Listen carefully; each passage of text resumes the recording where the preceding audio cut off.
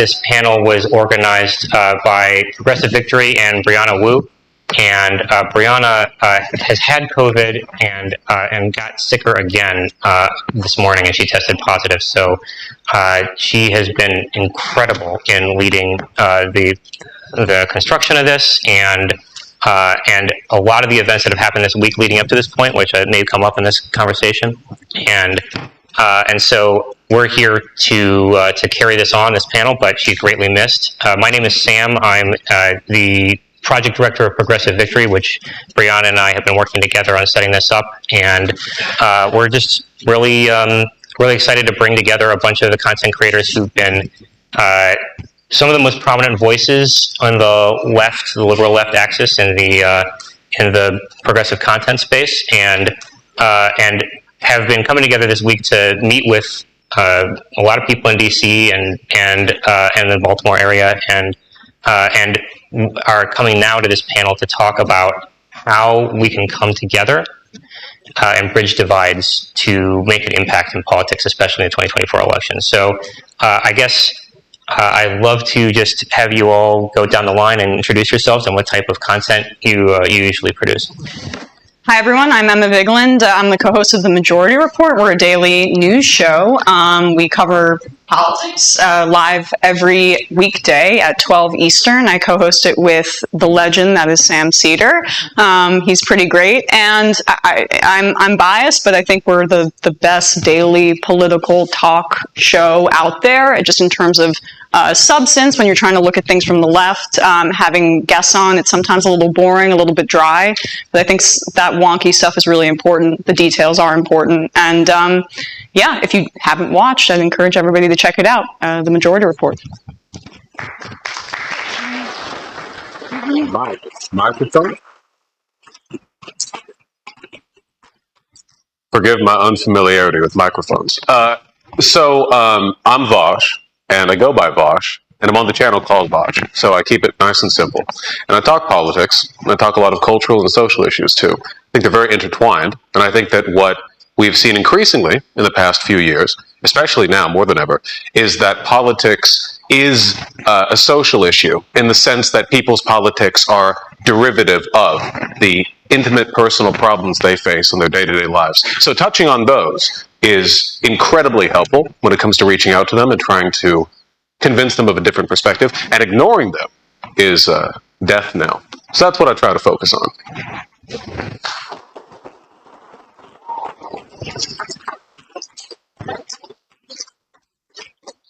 My name is, hello. Yeah. My name is Stephen Bunnell. My YouTube channel is called Destiny, a name that I picked up from my days of being a professional StarCraft 2 player. That's kind of stuck around since then. I cover the news from kind of like a center-left to far-left perspective, depending on who you are, with a big focus on critical thought and scholarly analysis. I try to read a little bit past the headlines. We try to do a lot of research. Rather than reading about a case, we'll read the actual indictments. Rather than reading about a Supreme Court decision, we'll try to read, the actual opinions from the judges. And I try to encourage people to hear people from different areas of the political spectrum without instantly assuming that they're evil or out to get them. And I try to encourage everybody to be reflective of their own beliefs so that they don't come at these political conversations with too much unneeded aggression.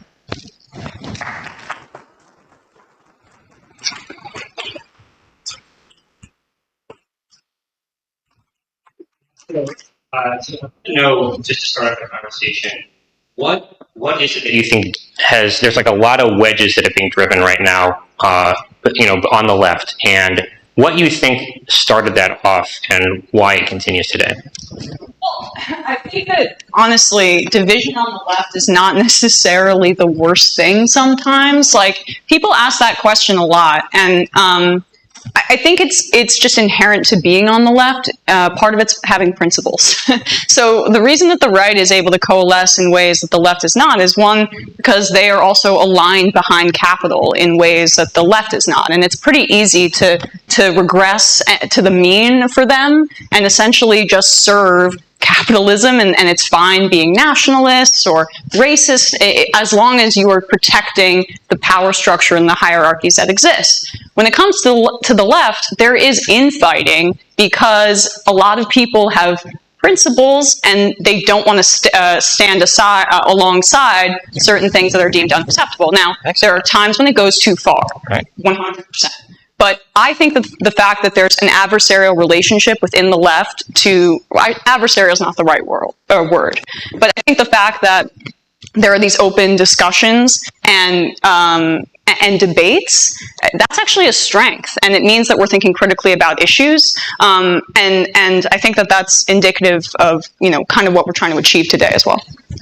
And it's worth noting, of course, that leftist infighting is left tradition. It's been happening for as long as the left has existed. It's seemingly unavoidable. It's tragic, but, it's like gravity. It just pulls us down, and there's only so much we can do about it. I think the key is understanding that through all the disagreement and fighting and personal bickeries, there are things we can focus on to productively move forward.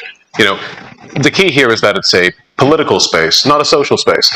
Disliking people in a social sense, thinking they are rude or boorish or even have some bad opinions, doesn't prevent you from working with them on issues of critical import. I think even like AOC at a national level has discussed efforts to work with Republican congressmen towards specific policy. And, they disagree on 99% of things, but if they work on the 1%, then, that's something.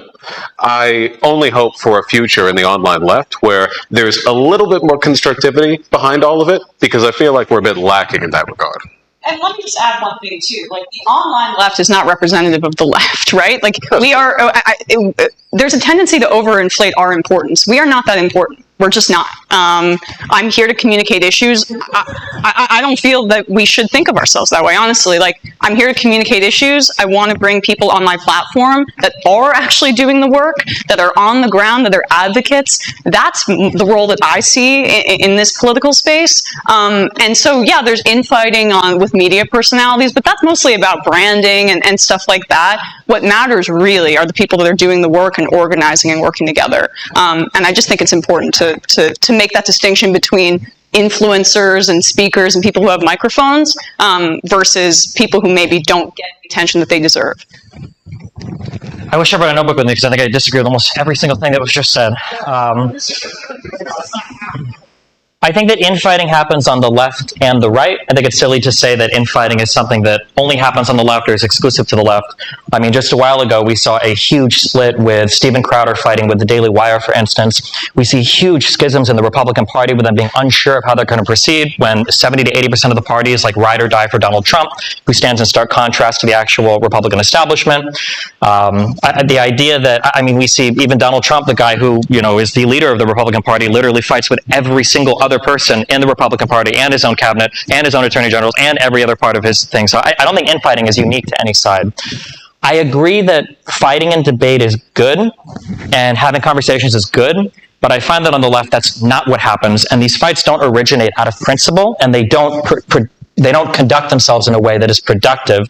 Instead, what they end up being is like an endless place to serve your own ego and to straw man, attack, cancel, destroy people that you end up disagreeing with. So while it would be really great if it did exist on the left where we could have conversations and disagreements, what actually happens is there is a party line that you kind of have to toe right now on the left if you're a progressive. And if you deviate in any way, size, shape, or form, you're essentially Hitler 2.0. And I don't think there's anything productive there. I don't think anything good happens there.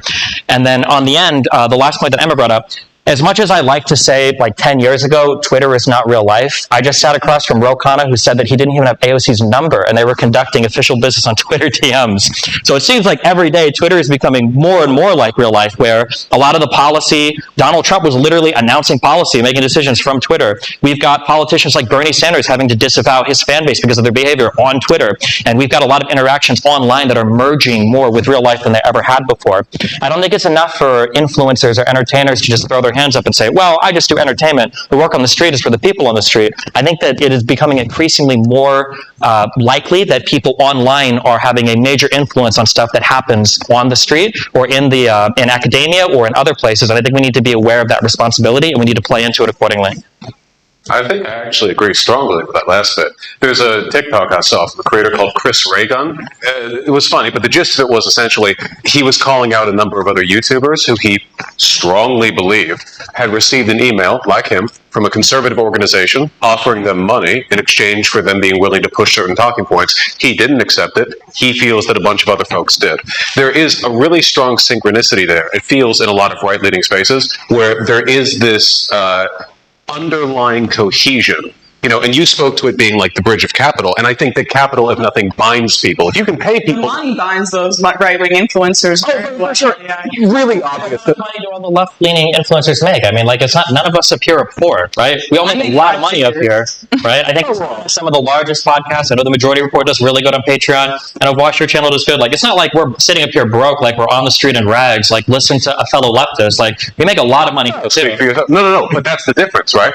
We make money, but the circuits through which we make money incentivize, in many cases, drama and infighting. One of the best ways to get a lot of money or prestige or clout as an influencer is to manufacture drama. That's the case for drama YouTubers, and it's the case for political YouTubers. And there's a critical difference between wealth acquired through that means and wealth that you receive from a different organization on the condition that you adhere to a certain set of values and not broach certain topics. And I think that that difference, now that's not something we want to replicate, right? I'm not suggesting the solution for the left is to set up like dark money packs and start funding it. But I think it's the same problem. I think the reason why we look at the right and we say, oh, well, they take money from PACs or organizations, so what is the bad thing about that? The bad thing is that you might have an influencer that's not representing their true, honest beliefs, but they're representing the people that are behind them financially. But I think the exact same type of audience capture happens on the left. Every one of us up here has made a decision about what topic to cover or not cover because we know that our audience might respond in a certain way for it. And when you literally have paying subscriptions that are riding on your opinion on like a certain breaking news topic,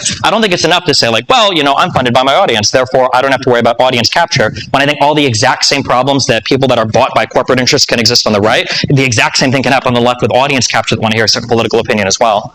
But it is a difference in how that capture takes place, don't you agree? Because if the capture is from your audience, the incentive there is to make the audience happy, whereas the incentive in the case of sort of other money would be to keep your benefactors happy, and they might have a much more structured and specific set of goals. If you're getting funded by a conservative PAC, they don't care about drama. Like, they're not interested in like a video that gets a bunch of views because you trash another conservative. They're trying to toe a line here, you know? So we're not trying to replicate that. But I think that it takes a certain level of discipline in order to get comparable results in terms of audience engagement and cohesion. And to that extent, a lot of work needs to be done. So I'm hearing a lot of conversation here about. How the incentives in the space are lead toward conflict and confrontation, which I think any observer can see that is an angle, right? So the question I think before all of you is, given those incentives, how can there be any kind of cooperation between people who are incentivized to a certain extent by the way that the space works and the platform algorithms themselves to create conflict between one another? I think that's certainly a good point. I mean, debates and things like that, but there's always an audience for that, right? And I don't know if you can get around that incentive except to just not engage in it in the same way. But debate and like mockery of certain people, I think, is justified. You know, I enjoy, and I think it's actually worthwhile, mocking Steven Crowder, mocking Ben Shapiro, mocking Matt Walsh, Tim Pool. These people are worthy of derision. And it's important, I think, when an impressionable, like 15-year-old turns on their computer and Googles and maybe gets into some Andrew Tate or Tim Pool wormhole, that then the next video up on their algorithm is potentially me and Sam saying, this guy's a loser, and this is why, and we're gonna getting a call. We are going to make evidentiary claims as to why that is the case, because like there are a lot of people who are feeling alienated, who want connection and seek it through the internet, and they get sucked into situations where they start to go down alt-right pipelines and things like that. So I think it's less about the undercutting the debate element, and more just directing it at the people who are doing the most harm in society. Yeah, I don't necessarily disagree with that. I don't think anybody would have as much of a problem. I mean, some people will still argue over optics or whatever, but if all of the vitriol and ire were aimed at people like Steven Crowder or Tim Pool, I mean, I think people would complain probably a lot less, because I think a lot of people on the left feel that rightfully so, a lot of these guys deserve it. And a lot of those guys throw it at people at the left all the time too. It's hard to be nice to conservatives when, their largest TikTok accounts are obsessing over outing every single LGBT teacher as a groomer, right? I'm super empathetic towards bashing conservatives when they need it. I think the issue comes whenever there are these slight divides on the left, where these people, instead of being able to engage in critical conversation and defend our ideas in the ways that would, be best to defend them, we end up just outing them and saying, we're not going to have these conversations anymore. We're not going to, we're above debating, trans women in sports, or we're above debating whether or not all of white supremacy, ruins all of society. We're above debating Roe v. Wade or any type of abortion or affirmative action. I think not only do we lose the ability to strengthen the arguments on these sides, when we have to argue with people in the middle or people on the right, which normal people do have to contend with because we all live together, like it or not, we also lose the ability to kind of strengthen our own positions and have our own path forward, where we're more research backed, we're more academically focused, we're being more honest with our arguments, because instead of actually testing the metal of any of our arguments and fortifying them and reinforcing them, we end up just outing somebody for simple disagreements. And I think we're seeing that that has had drastically horrible real world impacts. I think of the University of Washington saying that they're not going to walk back a positive headline on a trans study because I think it'll look bad. Or I think of all of the fighting that the left does, not to call out any particular people, but with Jesse Singal, who writes a lot of articles about trans related issues, rather than people being able to engage with any of these issues honestly with good arguments and to reinforce arguments or attack the other side, it just instantly becomes an outing of whatever transphobic ism, whatever you can call the other person, and then you just kind of move on and forget about it. But Singal is transphobic, and the thing is that he can have liberal and progressive opinions on other things, but his opinions are transphobic. So you can make claims about individual opinions, and no one's saying you're never allowed to vote Democrat again, Jesse. You're out of the club. But that those opinions and an over focus on the sister myth or things like that is a transphobic impulse. I think that it just makes people principled and clear-eyed. So looking at somebody like Singal, how would we say that that's a transphobic person? Somebody that clearly aligns with most left-leaning things, is clearly in favor of most forms of trans therapy. Is it because he takes a critical look at some research that we just write him off as transphobic? Well, I don't think that I don't know. I don't think that the analysis of the desister myth from his end is in good faith. But I mean, I'm not here to debate Jesse Singal. He's like a myth. The fact that there's this overwhelming number of trans people who are desisting, and that doctors are pushing this onto people, I think that what you cover is just as important and what you choose to focus on is just as important as what you say, and he overemphasizes these case-by-case claims that undercut the solidarity that we should have with trans people. Sure. So I can agree that it's important to focus on what you decide to cover. I think that can be as important as how you cover something. But I mean, at this point, Jesse's beat is essentially writing about trans-related issues. I find it unfortunate that on the left, we've decided that if you take a critical look at trans stuff, which is, for better or for worse, been the national discourse for the last 2 years, because Republicans have no other platform, that we're not allowed to have somebody that focuses on, the reality that there are some people that desist. There are some people that get on these medications that maybe don't need to be. Instead of even being able to look at that, we say that type of focus is inappropriate. But if you want to talk about police killing unarmed black men, regardless of what the numbers there, we can have a hyper fixation on that, such to the point that we even cover these stories in dramatically incorrect ways that leads to additional rioting or other downstream bad consequences. The coverage is commensurate with the fact that black people are much more likely to be killed or abused by police, and that is why there is that emphasis. Trans people, 90% of kids, there's a study in pediatrics, 90% of kids after 5 years who socially transition continue with gender-affirming care. The very small amount who return to their birth gender or whatever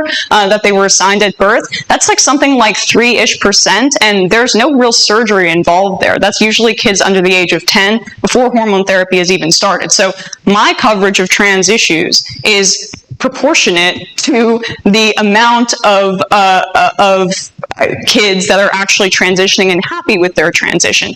For me, I think that that's my responsibility as opposed to focusing on edge cases, because I'm not a journalist in the same way that somebody writing for the Washington Post or the New York Times is. I'm somebody that is covering what I think is important, and its emphasis and the emphasis that I choose to focus on is hopefully aligned with the proportionality of the problem. And I think that's super fair. And I would agree, and I would say the same thing. I don't generally cover a lot of DeSister stuff, too. I don't even really like talking to DeSisters, which I think is fair for a variety of reasons. But the issue here isn't what you choose to cover. The issue is deriding somebody else as transphobic because they want to cover it. And we can say until we're blue in the face that, oh, well, the data points in one direction, and like clearly all of these people are completely wrong. But then you look across Europe where they have stopped some of these trans treatments, and then you look at in the United States, there are some stories that come up that are questionable, and people in the United States, especially parents, will look at these stories and they'll go, okay, well, people on the left say that it's all fake. A whole bunch of people seem to be disagreeing, and the only people that want to have these conversations are people on the right. On the left, you can't even talk about it because people like you will say, oh, well, those people are transphobic. So I think we've touched on something really important here, which is the difference between a willingness to critically examine a subject and engage with certain people on said subject. So I firmly believe that no topic should be off the table when it comes to debating or arguing or discussing its potential virtues. I think that that's always valid. You know, I don't see this as much today, but there was a period of time during the prominence of the alt-right where you would, if you had any opinion online for any length of time, you would be thrown without your consent into a debate about race science. It's still to an extent true on Twitter these days, though thankfully it seems less so. Maybe it'll come back in style. I don't know. I think that when it comes to issues like race and criminology, well, I have a background in criminology. You have to get into it, right? On an academic level, you can't ignore it or turn your head from it. Lots of interesting stuff there. Valid conclusions to derive. But sometimes, when the folks who want to talk about it are very obviously and persistently acting in bad faith, the question is, to what extent can you engage? And that's the critical difference. I see lots of folks on the left who just plain don't want to talk about some subjects, and I think that's lazy. You know, I think that if nothing else, they have to be engaged with in the abstract. And on the other hand, of course, there is a massive right-wing grift circuit of people who have been proven wrong 5,000 times on every conceivable issue. Like Ben Shapiro consistently gets owned on the same talking points regarding trans people, but he's been repeating the same ones for 7 years now, unchanging, not reflecting any shift in the national dialogue, because it doesn't matter whether or not he's been owned on them. So I think that this is actually core. This is critical to the difficulties in inter-left engagement, because the divide between what do we talk about and who do we talk to is really socially important, and it gets a lot of folks worked up. Well, and I think that the emotion involved here is highly important to examine, right?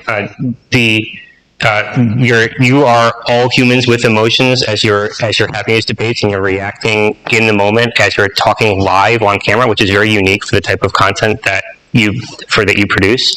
And your audiences are also reacting live, right? So when people get involved in this and they start to identify with this, it can sometimes. How does that affect the tenor of the debate? So you can have these discussions, right? But how does the emotions getting involved and the audience is starting to identify with these things start to affect the tenor of how that creates the relationships and affects the relationships between creators?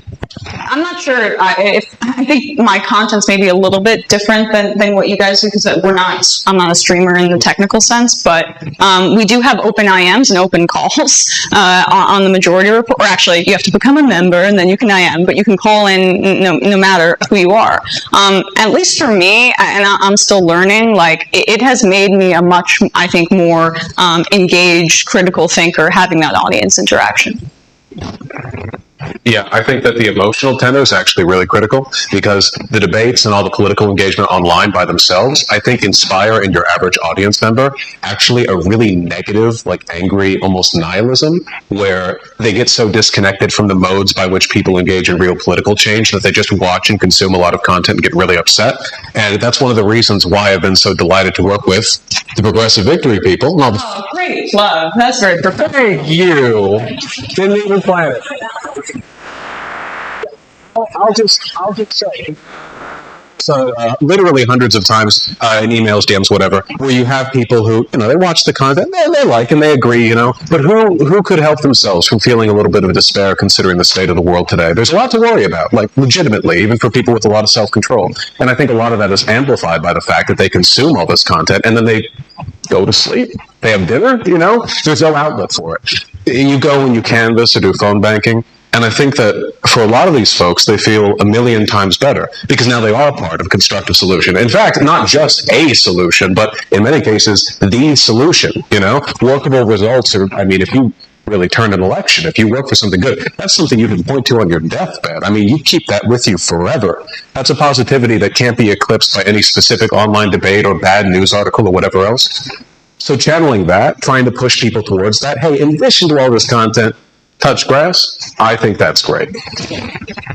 Yeah, I think online audiences make a lot of things worse. They have the potential to make some things better. Obviously, any minor disagreement you have with somebody, an online audience is going to amplify that a millionfold. Sometimes even if disagreements are non-existent, they'll amplify nothing into a millionfold. It makes people a lot more vitriolic, a lot more quick to anger, a lot more hyperbolic. I just described myself in 3 words on Twitter.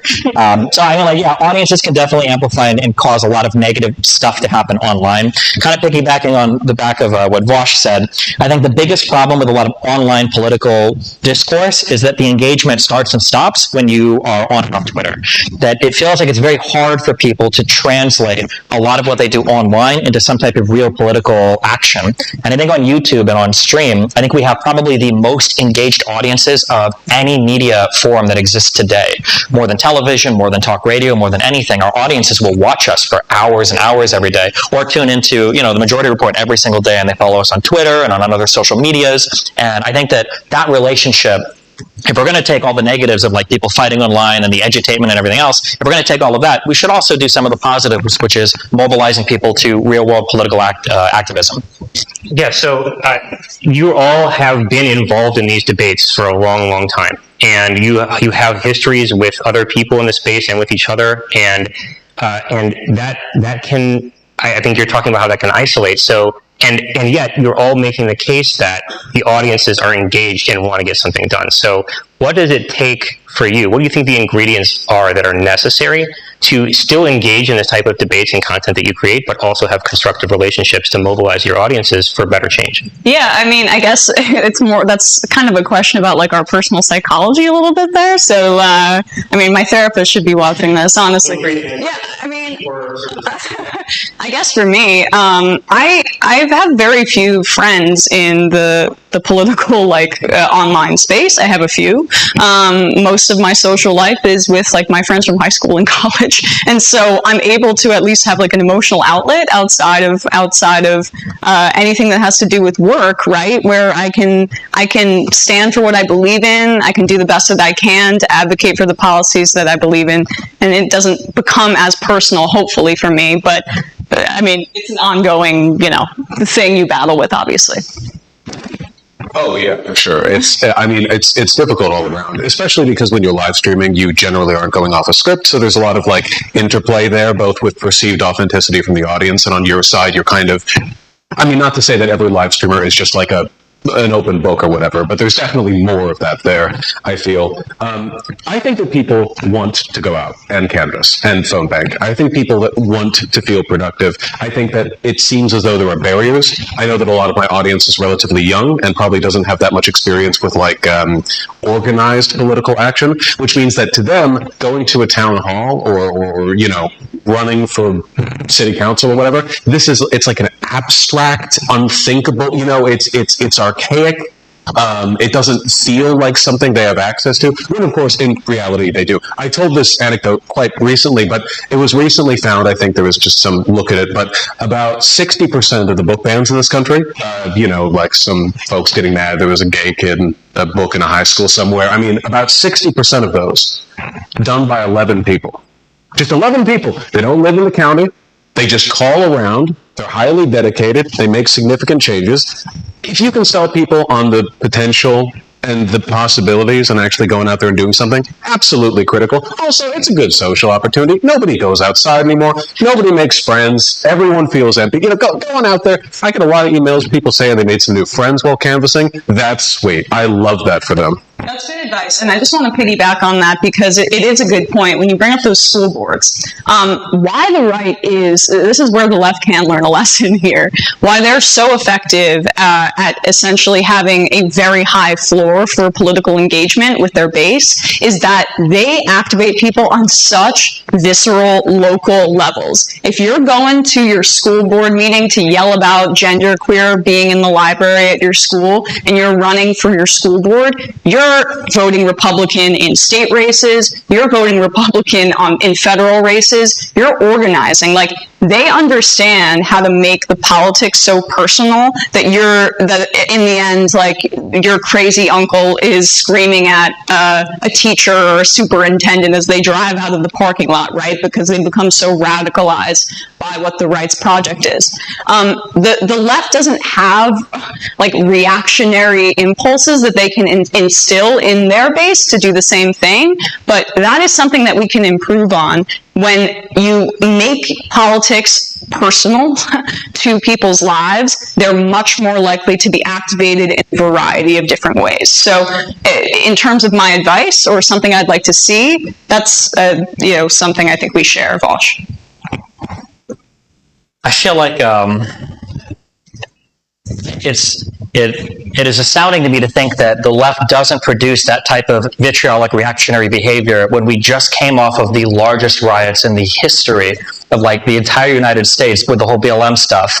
To say that we can't activate people on a local level is astounding to me. I think we absolutely did activate people on a local level. But the problem was that the influencers and the leaders in charge, instead of pointing towards good policy decisions, I think when it comes to being an influencer, being a voice, being a speaker, sometimes it becomes more of an exercise in ego, and then all the horrible things that come along with that: virtue signaling, infighting, excising people that we don't like, standing in front of big crowds, collecting a lot of money and doing nothing.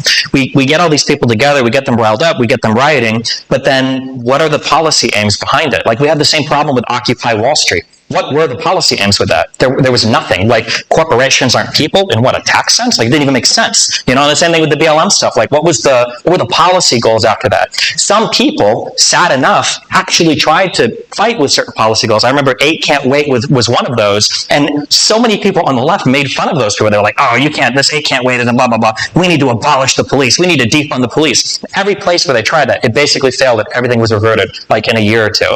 I think that the left can activate people on a local level. I think they've done it. We all just watched them do it for, an entire season of rioting. I think the problem is we just don't point at effective policy goals, because I think really it relates back to the first question. It feels like sometimes when I look at people on the left that do online politics, it feels like it's an exercise in ego flexing and financial furthering and these types of like clout building activities, rather than what are the things that I can do to activate my audience to go to a local election and vote. Being anti-electoralism is not going to get your people to show up in the polls. Or what are some actionable policies that I can get my people to support, like banning trans books at a library? That's a lot easier to do than saying we need to usher in the new era of anti-capitalism, or we're not going to do anything until we have it's not even 15 an hour now, it's like 20 or 25 an hour that people push for. I feel like we're just so bad at having realistic aims for our policies, and then we're so bad at activating people on an electoral sense, because every single problem that we talk about is like the entire world. Like, if you look at the right, you look at people like Andrew Tate or Jordan Peterson, what do they say? Go to the gym, clean your room, be misogynistic, okay? These are things that any young man can do, okay? Very easy, you can implement in every single part of your life. And then what are people on the left saying? Well, we have to fight against white supremacy, capitalism, and whatever other like grand narrative, anti-LGBT, like it's always these grand external problems that an individual can take absolutely no control of their life over. And I think that we need to do a better job at aiming people in realistic directions towards good evidence-backed policies. Yeah, I think that it's an uphill walk towards that. I think it's easier when you're on the right because the entire COVID pandemic situation can be boiled down to, execute Dr. Fauci. That's legitimately touted as some kind of end goal for a lot of conservative commentators, or, arrest him or throw away the key. Whereas obviously any critical analysis of the situation and the actors involved is so complicated that no single individual could probably wrap their head around the whole thing. The trick is, and I agree with that fundamentally, about centering goals and being productive, because, some people have had criticisms of capitalism. I've heard rumors of this. But it is true that shouting that at folks doesn't give them much in the way of specific instruction. There are ways you can hit on concrete points, but they rarely feel as satisfying. And there's something about the, I don't know if it's like a utopian impulse or something, but there is something, the right-wingers, in many cases it seems, they will hyper-fixate on very local, very specific stuff. Here is a teacher, they say, who wore a rainbow shirt to class, and people get worked up for this, they're screaming in the comment section, and this, in many cases, leads to harassment, doxing threats, spam threats, whatever else. This is content for them, but it's so specific. And then you go over on the left and it's, here's video essay number 73 on the history of Spanish anarchism and the actual reason why we can't decommodify housing. And it's good, I'll watch it, but it's not the same kind of content, and it doesn't lead to the same kinds of behavior. Well, I agree with you. I think that it's a little inherent to the left, right? But at the same time, I think we can draw a distinction between the left in that way and the Democratic Party. And despite Biden's low approval ratings right now, it's something very unique that we're seeing. It's not tethered to how Democrats are doing in special elections or how they did in the midterms, where the Democrats overperformed. It's a very interesting thing, because normally if a president had that low approval ratings, the Democrats should have gotten smacked in the 2022 midterms, and they didn't. And why is that? Negative partisanship right now against Republicans is really damn high. People associate them with Trump, they associate them with chaos, and most crucially, they associate them with being the party that took away abortion rights. So when talking about issues that are as personal and as poignant for people in their own individual lives, abortion is number one. And I think, finally, some Democratic pollsters and consultants are getting the memo there, and 24 will be the election about abortion. And that's a glimmer of hope, at least for me, from an electoral perspective, that making that issue more personal could translate positively to polling. To the polling booths, I should say.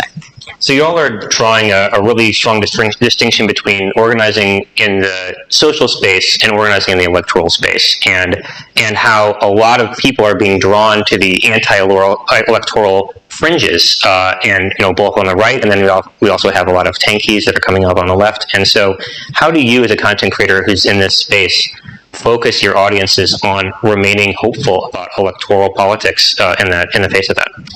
I think that there's always going to be a distinction between these spaces, the social and the political, purely because people are looking for different things. People wake up in the morning and they want to talk to a friend. They don't wake up and I want to canvas. Have some stuff, but rewarding. Go do it. With regards to how to control these, I think that things tilt in the wrong direction if you overemphasize the value of these. I think that the Democrats, the institutional Democratic Party, has done a pretty poor job of cultural capture. I think that most of the cultural capture on the left is kind of this decentralized, artists and community leaders. They have kind of built an orbit around them, and the Dems themselves just exist. Whereas the Republicans, it feels, have a fairly strong control over the shape that their associated spaces take. But on the other side of things, right, in terms of direct political action, you have an entirely different set of impulses. How do you get people to actually go out there and work? If you overemphasize the social, people treat it all like it's social. And all of a sudden, you don't want to do any electoral work because you don't personally like all the people involved in a given group. I see this at the DSA all the time. Yeah, I'll complain. I heard that one DSA recruiter was actually asking potential joiners whether or not they liked me as a disqualifying question. Now, I'm permitted to complain about that. Very silly. I'm slightly flattered, but altogether, I think that's perfectly endemic of the issue, right? Like, here's this social attribute. Are you worthy to be a political accomplice? If we can do a better job of cutting that and splitting that, I think that it would be infinitely easier to mobilize people towards electoralism without making them feel like they're slaves to Joe Biden, and we could get a lot more work done. I think the balance is way too far on the activism side right now. I think people need to understand that if you don't vote, you don't matter. If you do not go out and actually vote at the end of the day for a politician, all of the tweets, all of the Facebook posts, all of the marches and the riots and the hanging out with the friends and whatever, none of that matters. At the end of the day, more than appealing to a lobbyist, more than getting likes on a tweet, more than anything else, what a politician wants is to get reelected. And you can be the loudest, most retweeted person on the entire internet, but if at the end of the day, you or your group of friends or your generation or your particular block of voters doesn't show up to the polls, then at the end of the day, a politician is not crafting policies for you, and they shouldn't be. The goal of any politician is to appease their constituents and fight for re-election. And the way that they fight for re-election is by appeasing the voters that are actually showing up and going to the polls. So when you look around the United States, you're like, why do we still have 3-strike laws? Or why do we have cops busting down on marijuana so much? Or why is all this such bullshit? And then you go to the polls and you see a whole bunch of 75-year-old affluent white people. Oh, well, it's probably because they don't really care too much about what goes on in our jails because they're not getting arrested. That's just not in their purview. That's not part of their lives. So I agree that both sides are important. It's not enough just to vote. If you want to be politically active, then there is a value to the activism. There is a value to the retweets. There is a value to the YouTube videos. There's a value to everything that we participate in our day-to-day life as like political peoples. But if it's not connected at the end of the day to some sort of voting action, no amount of retweets are ever bringing back Roe v. Wade. Putting Trump in the White House is what got rid of it. Yeah, I'll say that I think it's a little more complicated just because, yes, everybody should vote. And that is important, and vote Democrat. Because the other side, in primaries... Be specific. In primaries, vote for the more, progressive person, and then when it comes time, vote Democrat. But, we do see the limits sometimes of like what politicians will respond to, and a lot of that has to do with interest groups. The biggest example is comprehensive gun control in this country. There's not an issue that any of us can all agree on in the United States of America, but universal background checks, things like that, it's like 92%. Bans on assault weapons is up there in the high 80s and things like that. And the thing is that those people are voting, right? And a lot of them are suburbanite moms, and that's a coveted group that politicians do covet and want to respond to. The problem in those instances, though, is that there are lobbying groups, there is corruption involved, and so it's not necessarily as, unfortunately in this country, we don't live in a direct democracy in the way that we should. Politicians have other people that they answer to, and that is a part of the broader fight against runaway neoliberal capitalism, because it's important to cut down on the ability for industry to dominate politics in that way, so our democracy is just even a fraction more representative. I think that when people talk about the special interest groups and the lobbying, I think that there are edge issues where they can have a big impact on. But when we talk about issues like gun control, I see this happen all the time when people talk about the polling data. People will say things like, there's 92% for this particular thing. There's never 92% for support for anything in this country. That is absolutely not true. I think what happens is people will poll on a very broad issue like universal background checks. But then when you actually get into the weeds of what does that mean? Well, if you've ever had an antidepressant, are you forbidden from ever buying a gun? If you've ever had a certain type of criminal charge, or the red flag laws, or any of these other types of ways that you could potentially prohibit somebody from having a gun, you see support for those particular policies absolutely fall off a cliff. The exact same thing happened when we talked so much several years ago about universal health care.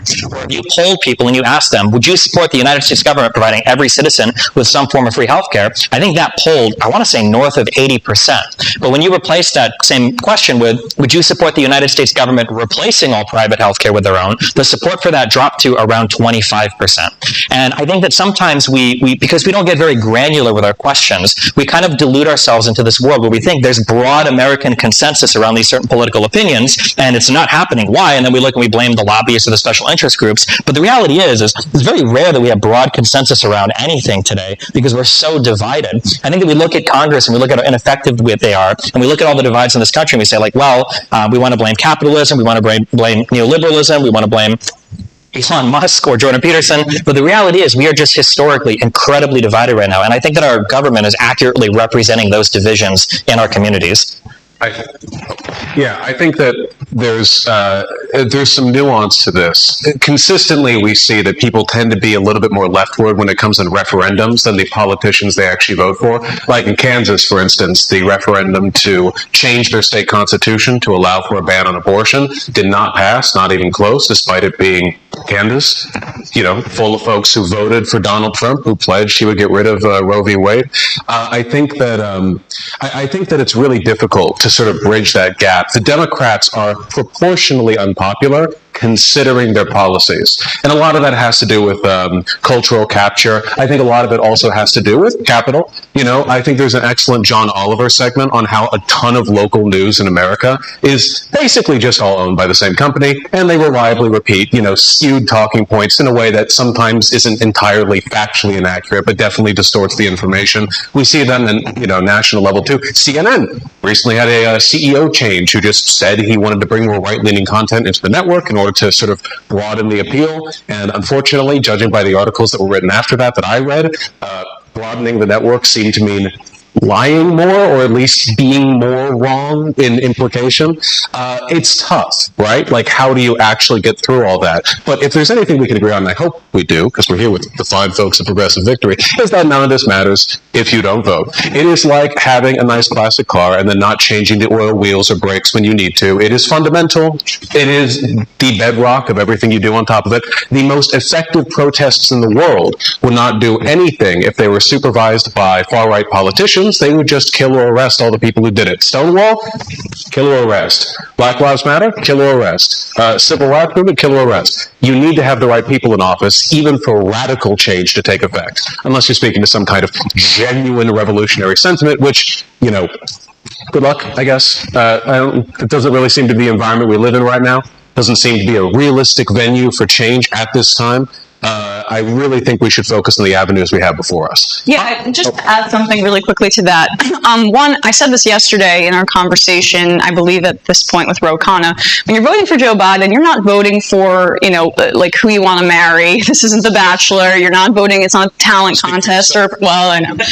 It's not a personality contest. You're voting for the coalition he's going to bring into office. Like Lena Khan, for example, one of the best FTC chairs that we've had in a really long time. Other cabinet officials who are going to make change in ways that you don't really see immediately, but that are important structurally, because when Republicans come in, they destroy, they gut, and it's much easier to destroy than it is to build back. And just to add to Vaush's point earlier, there are, it's interesting for people that want to learn about politics. They're polling, and I guess this is also Destiny's point too, the polling on issues in a vacuum doesn't necessarily matter, because people can agree on things in polls, but there's a difference between what people agree on and what motivates them to vote. Like, for example, polling on stuff like trans issues, it's muddled, and sometimes, honestly, it's a little bit like the left is in the minority when you look at some of those polls.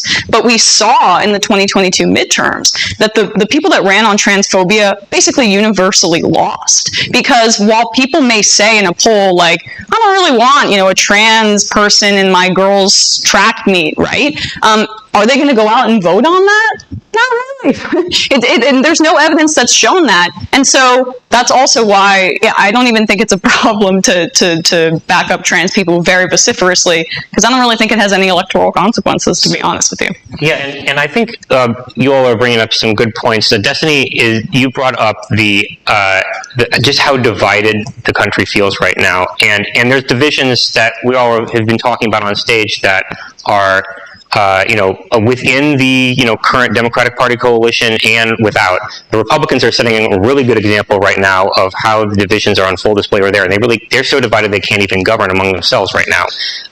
But the winners of electoral politics, I think, as you said, Destiny, are the ones who actually vote and are able to get a coherent group together that actually are willing to vote and actually do the outreach. And so what is it that you are looking for in 2024 to make sure that you are directing your audiences in the way that is going to be productive for creating that coalition, creating that coherent group that's actually going to be the winners, as opposed to the divided losers.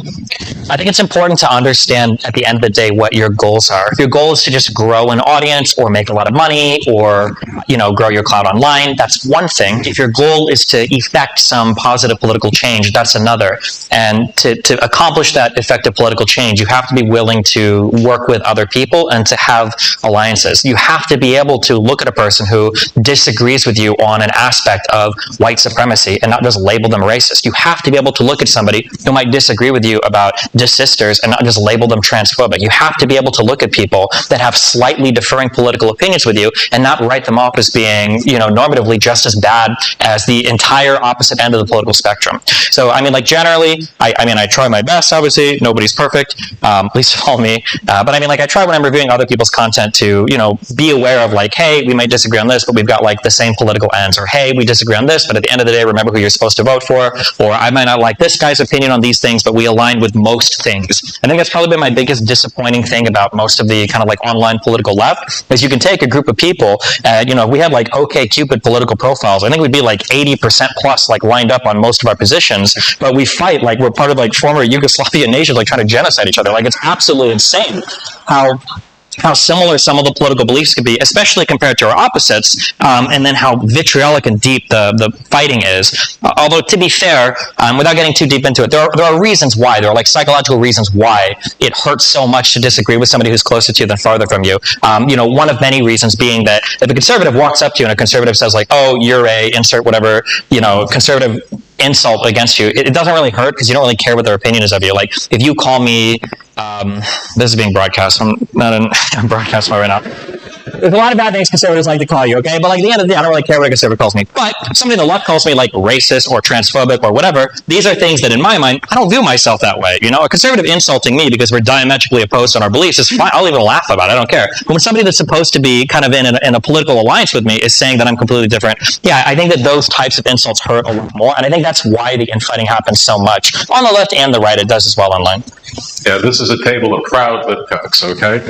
Can't take that from us. No, I think that it also speaks to the value of sort of multi-tiered organizations. It's pretty difficult, I think, for folks who interpersonally don't get along with each other to politically, work together, just for purely social reasons, It's a matter of willpower. Progressive victory makes it pretty easy for me to, for example, throw members of my audience at them. And I know that other folks are going there who maybe don't like them or me or whatever, but at least from what I've heard from the folks at Progressive Victory, it don't matter. When they're actually canvassing, phone banking or whatever, they're united in purpose. It works out great. Now, obviously, left infighting, everyone's experienced it if they've been in the left for any length of time. You see what it looks like. You know how vitriolic it can get. If you have participated in it to any extent, which I imagine a lot of us have, it can go so wrong so quickly. It's very bitter infighting and very purposeless too. Look, we can't fix people's brains, really. We can't socially correct everyone on the left magically, as nice as that would be. I think we can try to build ancillary spaces and communities, and we can try to shape our own communities to make them, if not perfect on this, at the very least, conditionally productive. And conditional productivity, I'll tell you, that's a lot better than most live streamers and YouTubers can do. That's a high bar, all right, for that particular space. I strongly encourage and invite anyone who does political YouTubing or live streaming to give it a shot, to expand outside the bounds of their audience, to try working with people with whom they don't necessarily agree. Not everyone, you can have standards or boundaries, but, we don't want to be insular because that's how we lose and they win. Yeah, I guess I'm struck by I feel as if we really just don't matter that much. As YouTube personalities or Twitch personalities, I think it's just we have to be vessels to get people politically organized. And at least how I feel is the guests that I have on my show. When we have on somebody who is works in I don't know, like Astra Taylor, for example, we have on regularly with the Debt Collective. She is actively making change, working with the Biden administration to try to get student debt canceled. And that original cancellation that he did, that eventually the Supreme Court got overturned, that's a direct result of what they did, what the Debt Collective and Astra Taylor did. Like that's, I guess, what I view my role as, is using the fact that some people like to hear my voice or hear me talk or watch our show as a way to platform other people who are making active change in society, and getting those organizations, Progressive Victory as well, to a place where they have relative prominence, given the small audience that I have, the small impact that I can make on the world in, however long I am on this earth. That's what I see as the more productive way to conduct an online media leftist space. I think, just as a quick comment, I feel like we do matter. I think we matter quite a bit. I think more than we give ourselves credit for. Like, you look at somebody like Donald Trump. Donald Trump was a billionaire, one of the wealthiest people on the planet. He still wanted more attention. He wanted to be president. He does everything for attention. You look at somebody like Andrew Tate, who most likely ran a sex trafficking ring for years and years, and it wasn't enough to have the tens of millions of dollars of Bugattis. He wanted to be a TikTok influencer. I think that at the end of the day, money buys power and influence, and people that have money eventually seek that influence. That's something that we've found a way in the YouTube world to short circuit. We have that influence. And I think for as much as we care about people on the ground doing real work, so many of these people would kill if they could have even 1/10 of the voice that we have in terms of directing our audiences towards those types of real world causes. I think one of the biggest kind of gravest sins that we've made kind of in liberal or left-leaning media over the past few decades has probably been Jon Stewart religiously adhering to this idea that I'm not here to inform people, I'm not here to educate people, I just do a political funny show that happens after, Muppets that crank calls on phones. He used to repeat that line so many times, and I used to think for so long, like, it's true, why do people take Jon Stewart seriously? Like, he's just a comedian guy. Why are you so mad that he's not pressing politicians or being more serious about his job? He's literally on Comedy Central. But then I look back and I think, how many millennials' sole source of political education came from The Daily Show? How many of you guys watched a lot of The Daily Show? I don't know what the age is. Okay. Like, it's as silly as it is, as much as we call it edutainment, it's really important. We shape a lot of people's lives. We shape a lot of people's minds. We aim a lot of them in certain political ways. I think it's important that, I agree that at the end of the day, like, we're just talkers. But I mean, like, I don't want to make a Hitler analogy with Vaush up here, but, at the end of the day, like, talking is a really important thing. Like, you influence, you capture people's ears, hearts, minds, and you aim them in a certain political way. And I think that to do that in a responsible and effective way is probably one of the most important things that anybody can do in the world, especially an influencer. Yeah, so I aspire to your level of confidence, Destiny, truly. So I agree that the microphones you all hold are important, and at Progressive Victory, we're taking people from the streaming audience that directed at us and mobilizing them for change. And it's been a great ride doing it so far, and we have big plans for 2024. If you want to get involved, you can go to progress.win and sign up. Jump into our Discord. We have a couple questions here, a couple minutes for questions, if anyone wants to take audience questions. Oh, we have audience questions that have been collected. Oh, never mind. Okay, one more thing. Okay, before we get to questions, I just want to say one more time, thank you to Brianna Wu, who's sick right now, and is just basically assembled this panel you see before you, and has been such a moving force in organizing all the events that we're doing. And I'm so happy and proud to be working with her. I want to thank all the other influencers we have in the audience, and especially Kyla Turner for helping us put together and research these the questions that we asked these panelists today, and I really want to thank all the audience members for being here. All right, let's yeah.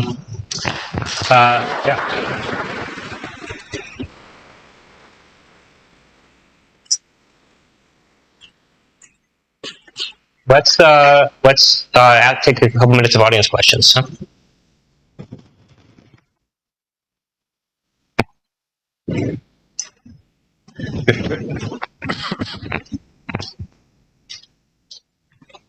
Hello. Hello. Howdy. My name is Brendan, and I have one thing. I already talked to Vaush and Emma offline, but I have a thing for you, Destiny. I want to let you know that you are my first. You were my first foray into this streaming world of lefty politics. Before you, I loved the wit of Changed My Mind and Ben Shapiro's online content. Oh my gosh. I'm so sorry. Yeah, my poor husband in 2015 had to deal with it. Your business while simultaneously advocating for a better world helped to change my mind drastically. And your on-the-ground work in Omaha inspired me to volunteer at my local Democrat board back when I lived in the Panhandle of Florida and get involved a lot more at the ground level. So, Vaush and Emma, I already talked to you. Thank you so much. But Destiny, thank you for being an inspiration for the real work you've done in everything politically. Thank you very much.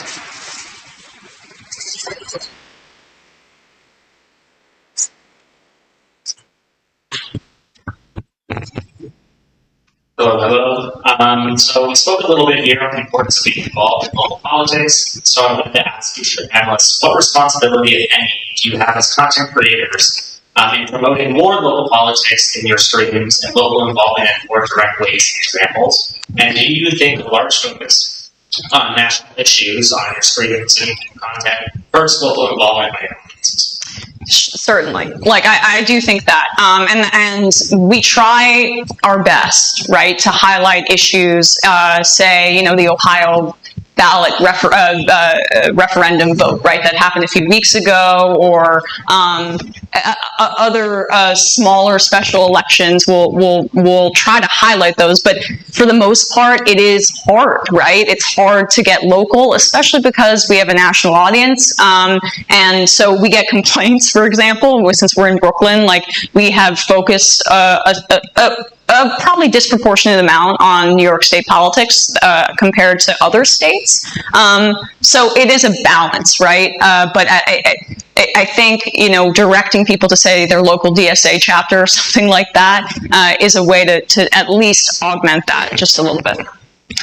Yeah, I think at the local level, it's mostly about process rather than specific cases. Sometimes there's a local thing you can point at. It's real important. But of course, with an international audience, you focus international, then it's the national, and then it's the state, and then it's the city. And it can be done, but it's tough. So I think it's also important to promote, like, general practices. You know, maybe you're not there for every important local election, but you can say, hey, you know, regardless of where you live, this is how you really annoy a city councilman. And you do that enough times, and you might actually change something. Last question, folks. Yeah, I mean, I would agree with everything they said. Like, showing people that you can do local action is really important. Showing local action on your own is important. But as was also said, we do national or international news coverage. So it's really hard as a streamer or YouTuber to pinpoint on that local action. Hello. So I know that progressive movement is for progressive organization, right? Progressive. I'm sorry. They're looking for local electors to move forward and do things. And I know that the school board is one of the most local elections that you can get into. What are sort of the progressive policies that you're looking for electors to hold if you're trying to help them back, or trying to identify electors to move forward in school board? In school board elections? Yeah. I think that's a really great point, a really great question, honestly, because the right is, I gave that example earlier, right? The right's incredibly united around censorship and on essentially doxing and outing teachers if they're LGBTQ. So be the opposite of that. Be clear-eyed and essentially saying, no censorship. Sexual education for children is the best way to protect them from being molested or abused in certain ways. Being clear about that, promoting policies and being militant, saying, I'm the one protecting children, you're the one leaving them susceptible to potentially being abused with this censorship of sexual education. That is, I would say, where I would start in terms of a platform on a school board election. That if you want to get involved locally, I think that's a great way to get involved. Also, piggybacking off of that, I don't know if it's the school board themselves that does it or if it comes from higher up, but man, lunches for kids is like one of the most no-brainer policies I've ever heard of in my entire life. Why would you want kids at school to be hungry? It's also like one of the few things that, that and I think air conditioning in hot areas that has like quite a bit of data that supports that these are things that are just universally better for kids. So people that support making your schools like temperature-wise hospitable for the children and then providing food for children are two of the most important things I think that you can have for kids. I agree with them.